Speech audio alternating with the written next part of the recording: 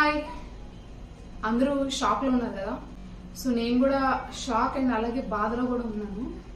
And అలాగే నేను just miss అని కూడా అనిపిస్తుంది. ఎందుకంటే ఈ సమ్మర్లో యాక్చువల్గా మేము కూడా కాశ్మీర్కి ట్రిప్కి వెళ్దాం అనుకున్నాము. మీరు నా వీడియోస్లో చూస్తుంటే చాలాసార్లు ఎక్కువగా డివోషనల్ ట్రిప్స్ తిరుగుతూ ఉంటాం కదా. సో మేము ఖచ్చితంగా అనుకున్నాం ఫర్ ఏ చేంజ్, మనం ఎప్పుడు చూసినా గుళ్ళకే వెళ్తున్నాం కదా, ఈసారి కాశ్మీర్ వెళ్దాము. అసలు ఎప్పటి నుంచో నాకు మా హస్బెండ్ కి ఒక డిబేట్ జరుగుతూ ఉండేదన్నమాట. ఎందుకంటే he is in Kashmir for 3 years. అంటే తన పైన హైల్టీలో అంటే బోర్డర్ దగ్గర ఒక 3.5 years డ్యూటీ చేసి వచ్చారు. సో తనకి అక్కడ ఉండే పరిస్థితులు, జనాలు ఎలా వచ్చి అటాక్ చేస్తారు, అంటే ఎలాంటి డ్రెస్సెస్ వేసుకొని మనల్ని వచ్చి మోసం చేస్తారు, అన్ని తను బాగా దగ్గరగా చూస్తున్నాడు అనమాట. సో ఆల్మోస్ట్ నాకు ఎక్స్ప్లెయిన్ చేస్తూ ఉంటారు. మేమిద్దరం ఎక్కువ కూర్చొని మాట్లాడుకున్నప్పుడల్లా ఎక్కువ ఇదే డిస్కషన్ వస్తూ ఉంటుంది. కాశ్మీర్ ఎప్పుడు మాకు చాలా దూరంగా ఉంటుంది అనమాట. అంటే మనం తిరగడానికి ఎక్కడికైనా వెళ్దాము అని అనుకున్నప్పుడు మా హస్బెండ్ చాలా కాన్షియస్ గా ఉంటారు కాశ్మీర్ పేరు రానికుండా. ఎందుకంటే నేనేమో ఎప్పుడు కాశ్మీర్ వెళ్దాం అంటూ ఉంటాను. సో మా ఫ్రెండ్స్ ఫ్యామిలీస్ చాలా మంది వెళ్తున్నారు కదా, సో మనం కూడా వెళ్దాము, ఎప్పుడు చూసినా వెళ్ళొద్దు వెళ్ళొద్దు అంటావు, ఇంకెక్కడికైనా సరే వెళ్దాం అంటారు. కానీ కాశ్మీర్ అనే నేను మాట ఎత్తేసరికి తనకు అసలు నచ్చదు అనమాట. సో ఎలాగైతే ఆల్మోస్ట్ ఇన్ని ఇయర్స్ తర్వాత ఆల్మోస్ట్ లాస్ట్ 2 years కి ఎక్కడికో అక్కడికి వెళ్తా ఉన్నాం కదా. సో ఖచ్చితంగా ఈ సమ్మర్ లో అయితే కాశ్మీర్ వెళ్దామని ప్లాన్ చేసేసుకున్నాము. సో డిసైడ్ అయిపోయాము.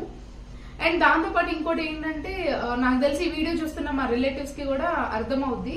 ఎందుకంటే వాళ్ళు కూడా మాతో పాటు కాశ్మీర్ వద్దాం అనుకున్నారు. సో మేమేమనుకున్నామంటే మా 2 families కనుక సో ఏంటంటే కలిసి వెళ్తే కొంచెం బడ్జెట్ కలిసి వస్తుంది కదా. ఎప్పుడైనా ఒక ఫ్యామిలీ వెళ్ళడం అంటే ఒక 2 families కలిసి వెళ్తే ఇదే అన్నిట్లో షేర్ ఉంటది కాబట్టి సో మనము ట్రిప్ కి మన బడ్జెట్ లో అయిపోద్ది అనమాట.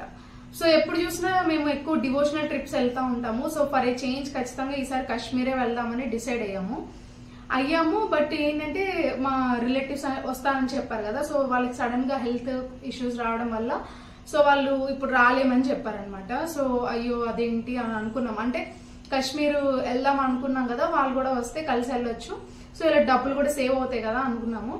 బట్ ఏంటంటే అప్పుడప్పుడు అంటూ ఉంటారు కదా పెద్దలు, ఏదైనా మన మంచి కోసమే అని. వాళ్ళు రావట్లేదు అనేసరికి మేము కూడా కొంచెం లైట్ తీసుకున్నాము. సరే మళ్ళీ ఇప్పుడు ఏప్రిల్ ఎండింగ్ లో గానీ మే స్టార్టింగ్ లో గానీ అట్లా మళ్ళీ వెళ్దాము అని చెప్పేసి జస్ట్ ఫ్యూ డేస్ బ్యాకే మేము డిస్కస్ చేసుకుంటాం అనమాట. సడన్ గా అసలు ఈ న్యూస్ వినేసరికి నిన్న ఈవినింగ్ నుంచి అనమాట అసలు ఎంత బాధ అనిపిస్తుందంటే, అసలు ఎప్పుడు కూడా ఆర్మీ వాళ్ళని ఎక్కువ టార్గెట్ చేస్తారు. సో బోర్డర్ లో సెక్యూరిటీ వాళ్ళని ఎక్కువ టార్గెట్ చేస్తారు. బట్ ఈ మధ్య ఏంటంటే టూరిస్టుల మీద పడ్డారనమాట. సో పాపం వాళ్ళ దగ్గర కనీసం వెపన్స్ కూడా ఉండవు డిఫెండ్ చేసుకోవడానికి. ఇప్పుడు ఆర్మీ వాళ్ళ దగ్గర అంటే వాళ్ళ దగ్గర గన్స్ మొత్తం అన్ని ఉంటాయి కాబట్టి వాళ్ళు అలర్ట్ గా ఉంటారు. బట్ అసలు ఆ వీడియోస్ ఆ ఫుటేజ్ నా దగ్గర ఉందన్నమాట. అంటే మా సోర్సెస్ ఉంటాయి కదా, సో మా వాళ్ళు అక్కడ డ్యూటీ చేసే వాళ్ళు ఉంటారు కదా, చాలా దగ్గర వీడియో ఉంది. అసలు అది చూస్తుంటే ఏడుపు వచ్చేస్తుంది లిటరలీ. ఎలా అంటే ఇంకా అసలు ఒక పెళ్ళైన అమ్మాయి జస్ట్ 6 days అవుతుంది పెళ్ళయి. వాళ్ళకి ఏంటంటే ఫుల్గా గాజులు అవి ఉంటాయి, చేతికి గోరింటక, అవన్నీ చూస్తుంటే చాలా చాలా బాధ అనిపిస్తుంది. ఇప్పుడు ఈ రీసెంట్ టైమ్స్ లో ఇండియాలో చాలా జరుగుతున్నాయి కదా. సో రీసెంట్ గా అమెరికా వైస్ ప్రెసిడెంట్ ఇండియా వచ్చారు, వాళ్ళ వైఫ్ కూడా తెలుగు ఆవిడే. దాంతో పాటు ఇప్పుడు అమర్నాథ్ యాత్ర స్టార్ట్ అవుతుంది కదా. జస్ట్ ఒక ఫ్యూ అవర్సే, అంటే 1 day 24 hours కూడా అవుతుందో లేదో అమర్నాథ్ యాత్ర రిజిస్ట్రేషన్స్ ఓపెన్ అయినాయి అనమాట. సో ఇక్కడ ఏంటంటే అమర్నాథ్ యాత్రకి వెళ్ళాలన్నా కూడా పహల్గామ్ రూట్ లో నుంచే మనం వెళ్ళాలి. సో అదొక కారణం అయి ఉండొచ్చు.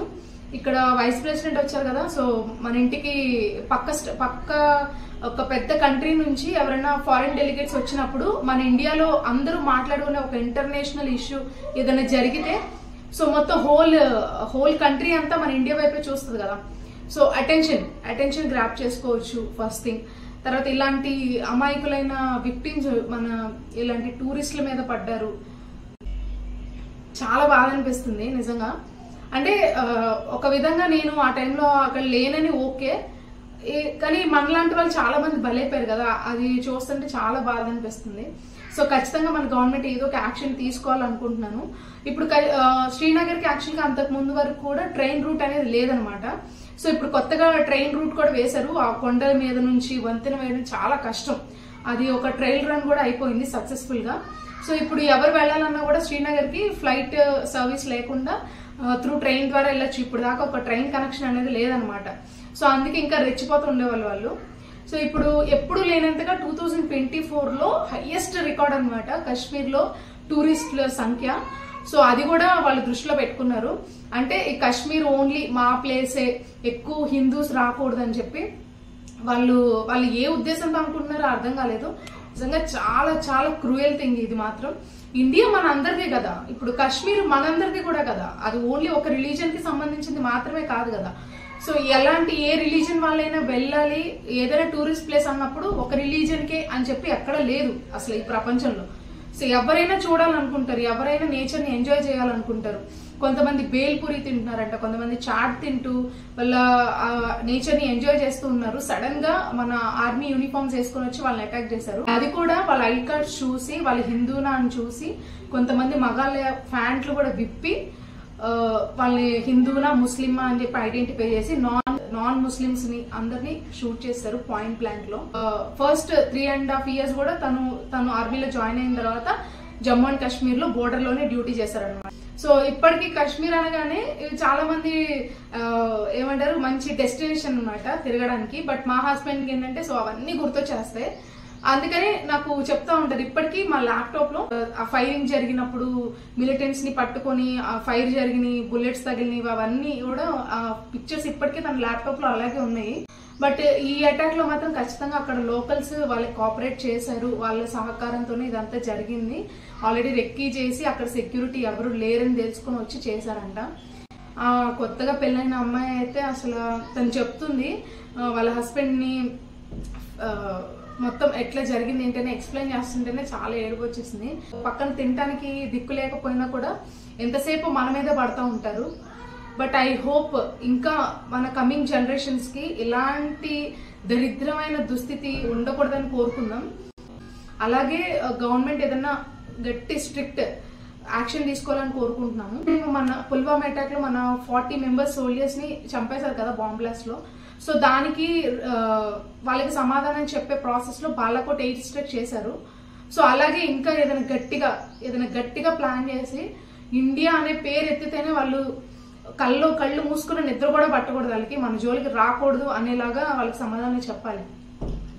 అదనమాట ఈ వీడియో మీతో షేర్ చేసుకోవాలి అనిపించింది. సో మళ్ళీ నెక్స్ట్ వీడియోలో కలుస్తాను. Until then bye.